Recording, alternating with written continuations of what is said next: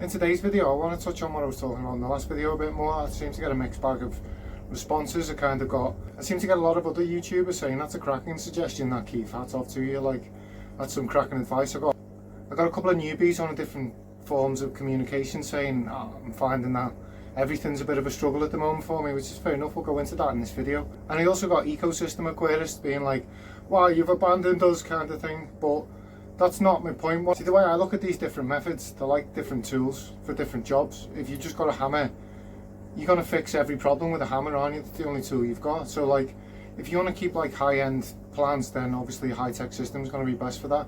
Whereas like the likes of me, setting up a planted tank, a lot of the time I want a planted tank that where I'm using the benefits of an ecosystem, so I can use it for breeding, similar to like what L.R. Brett's does, where he has these low-tech ecosystems that are running and they're dealing with all the problems in the aquarium, so we can focus on breeding his fish and shrimp, which are amazing, by the way. First I want to touch on, has anyone seen Father Fish's new video?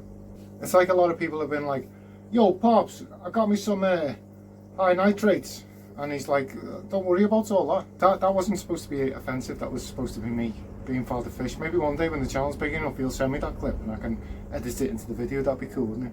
But let's show you this. He must be getting a lot of comments about high nitrates and high KH in a ecosystem, and it's not something we should be worried about really, because like I've been talking about, been banging on about, you've got the engine of your ecosystem and you've got your recycling plant. Now these are the heavy root feeders, and they should be down like tilling the soil underneath, like maintaining the soil under your ecosystem. I know this isn't an ecosystem yet, I'm just using an example. And these bad boys, if you've got like if you've got like high-end rotalas and stuff like that, and they're like, if I don't get my steak medium rare, if I get it medium, I'm gonna die. Well, these things are like, I'm gonna eat the cow raw. Like, these are hungry, these bad boys, and what these will do is, if there isn't any CO2 left in the system, they're going to take your KH, they're going to strip out of your KH, the carbon, and they're going to use it with your nitrates to produce growth, and they're going to turn into absolute units, living off that high nitrate and high KH. So there you go, there's a little hack for your ecosystem. Maybe a lot of the things I'm seeing, the comments and stuff, I'm thinking, are you using the wrong plants in your ecosystem? You need to be getting these types of plants in, like the heavy root feeders, your Amazon swords, your crypts. These crypts had melted, hadn't they? Look, they're bouncing back. This is what I wanted to do. This is why I set up my pre-Walstad, so I can transition the plants, so when we get them into soil, they're going to take off without having all this melting and they're not doing anything, and then algae can take over. There's a bit of algae in the tank, but it's a nice algae, if you can define algae as such a thing, but it's easy to get out, so kind of I'm leaving it. I know my tanks have got bits of stuff on, but it's because the working tanks, I've always got my hand in, I'm always pulling tons and tons of the aerial advantage out. So we've got the aerial advantage stripping out nitrates and stuff, we've got the KAH advantage, these using the KH to process nitrates and stuff. So what I'm saying is, if you're new, I think there's a lot of people struggling, and I don't know whether they're chopping and changing between the Father Fish method and the Walstad method, but the kind of, from what I've seen, the kind of difference, because Father Fish has like gone into his fourth dimension, hasn't he, with his thinking of providing nutrients over time, whereas the Walstad method relies on nutrient cycling to keep nutrients in the system. So if you're playing with them two systems, it could be causing you a lot of mischief in your tank. So what I'm saying is, if you practice balancing an aquarium, you could even put like gravel in one if you want to go Walstad, or sand if you want to go Father Fish, just anything where you can plant your plant into. It's got to be deep enough to plant your plant in, like a couple of inches, a few inches of sand or gravel, and then set your lights up for 8 hours, do 50% water changes, and dose your ferts once a week. Well, have a go at this. If you want to get into high-tech next, or an ecosystem, have a go at this, because it'll teach you the fundamentals of either. You need to learn how to, if you've mastered balancing a planted tank before you go into these more technical systems, then you should be golden. It gives you one less headache. Give them the same amount of light, the same amount of water changes, and the same dosing regime once a week, and if you're starting to get algae and stuff, that's telling you need to get more plants in. And then you pop that in and you're learning to balance your ecosystem or your low-tech planted tank. Now you could stay with a low-tech planted tank, that's up to you. But I'm just saying it gives you a chance to master that. And then if you want to, you can try something more technical. You could be like, listen, I'm going straight for an ecosystem or a high-tech planted tank. It's fine. I'm not telling you not to. I'm just trying to say this will give you a skill set, a new tool to learn how to keep plants. And I know a few people have said, well, I don't want to be tied to doing these water changes and stuff every week. You don't have to do it every week. With a low-tech planted tank, you can dose on your first week, and then dose on your second week, dose on your third week, do a water change on your fourth week, and then redose, and you reset the system.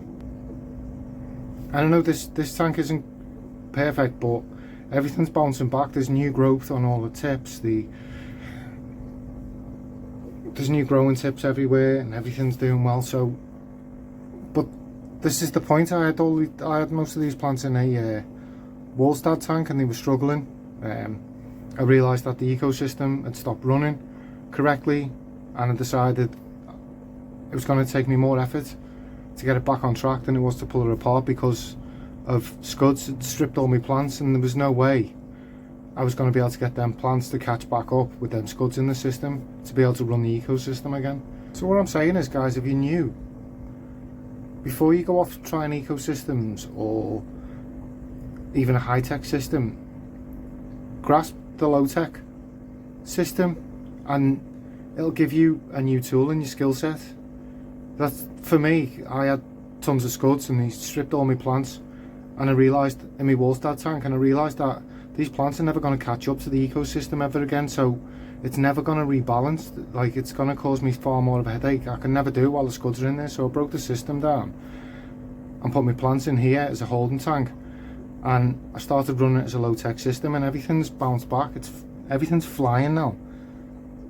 There's a few things with a few issues still, but the point is, the fact is, they're growing, and as long as they carry on growing, they're going to get better and better, because they're in an energy positive state, so they'll fly. So if you do this with the 8 hours of light a day, feed your fish similar amounts every day, dose your ferts once a week, 50% water change once a week. You don't even have to do it once a week. You can dose weekly, or just follow the instructions on your fertilizer, and do water change once a week to reset the system. And you're creating balance. If you're getting algae, your system's not balanced, so you can add more plants until you balance the system. Once you've got a grasp and you're like, I'm flying with this now, I've got it, my plants are flying, I'm happy, everything's on autopilot, now I fancy my next challenge. If you want, you can go down a high-tech method, and that's up to you. You start getting into EI dose and see. So, but what I'm saying is, you can even start lifting the low-tech method up a bit. Like, I've got a volcanic clay as a substrate, which it binds the nutrients into the soil and makes it available for the plant roots. You can do that. You could do that and then start practicing like dry fert dosing, like the EI method, where you dose some micronutrients one day and macronutrients the next. One a day for 6 days, and on your 7th day, water change, give your system a rest. 8th day, you start again with the EI dosing. I'm just saying, like, it gives you a chance to play with things where the system isn't really demanding. Or you could follow me down the ecosystem route, get some dirt under there. Ideally, I'd like to play with all these systems.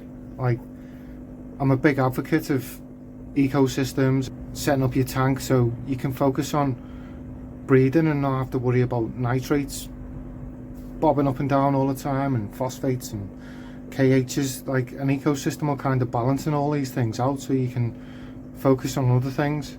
Or if, you could be busy and wanting to go away all the time on work or business. There's my finger, isn't it? I just realised that's on the screen, really sorry. Yeah, so I want you to hit the ground running and be like, don't know what everyone's worried about, these ecosystems fly. And yeah, so as I say, like, that's, you know, if you want to master that and then shoot off to do high-tech systems, good on you. Like, but for me, I'm trying to get the message out, so even if you don't ever set up a low-tech system, at least you understand how to create balance before you go into your ecosystem. And one thing I'd like to do, obviously I want to set my Walstad tank up, I'd like to set some other ecosystems up and do like workshops, maybe live, and show you potential issues that I'm having with the systems and how I deal with them. Because like Walstad and Father Fish say, don't just change water for the sake of water. Changes, like, do it for a reason.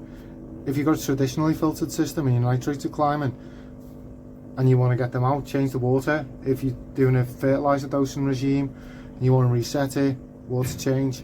If you've got an ecosystem and you need to reset it for, say you've done a heavy pruning or something, you want to rebalance the system, so you want to throw some water changes in there and then get everything back balanced and then leave it alone to do it, live its organic life. At least then you've learned how to balance the system, and it's a tool in your arsenal. So there you go, if you're new, that's my message. If you set your tank up and you run your lights on the same brightness for 8 hours every day, and you're feeding your fish roughly the same amount every day, you're dosing your fertilizers to the recommended amount, and you're doing 50% water changes every week to reset the system, or doesn't necessarily have to be every week, but a regular routine.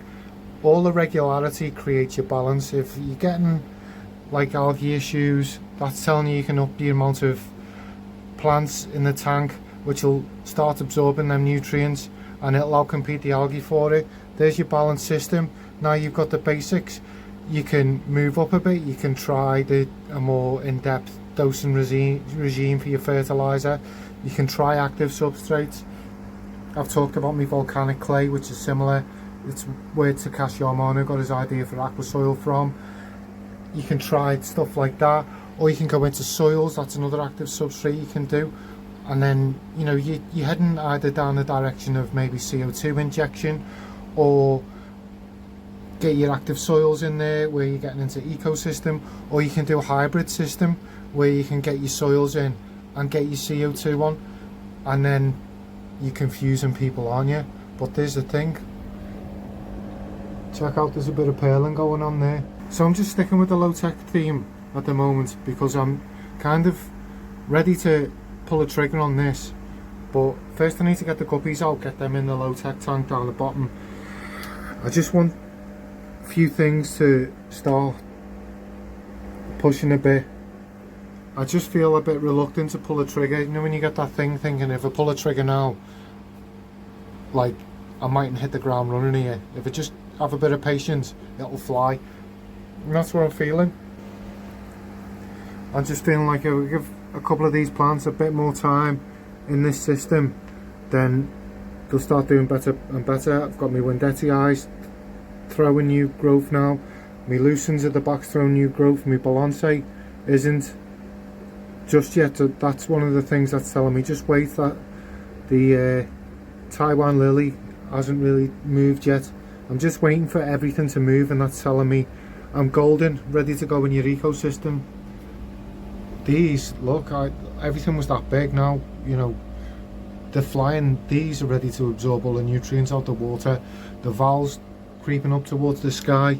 It's just flying. The Amazon swords are throwing out new leaves. There's hygrophila. It's reaching for the sky. The pennywort is throwing out new leaves all the time. This Amazon sword, if we look down the bottom, it's pushing new shoots. There's another one pushing a new shoot down here.